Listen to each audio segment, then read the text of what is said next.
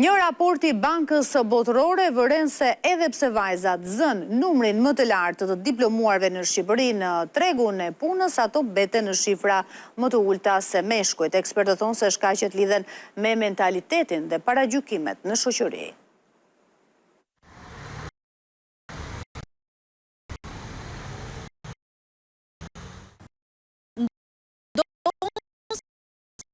Përbëj plonë të rërdve. Kjo vjen për shkak të punës së papaguar në familje. Gruaja shihet në përkujdesit familjes, pra bën një punë të papaguar në Shqipëri, janë paragjykuar duke u klasifikuar si punonjëse, të cilat mund të bëjnë vetëm punë komode. Është edhe struktura e tregut punës në Shqipëri, kualifikon gratë nga mundësit dhe hapësirat për punë. Banka Botërore rekomandon që Europa duhet të integrojë sa më shpejt gratë dhe vajzat në tregun e punës për të patur një rritje të shpejtë të zhvillimit ekonomik. Kjo sipas Bankës Botërore është imediate në një kohë kur popullsia në Europë, pjesës cilës edhe Shqipëria, po plaket me ritme të shpejta. Rrisin dhe ndikojnë pozitivisht në skemën e pensioneve në radhë parë, përmes angazhimit si freelancer apo si vetë punësuar, ata ndikojnë në rritjen përmes taksave dhe tatimeve që paguajnë në shtet, duke kontribuar në këtë rast dhe në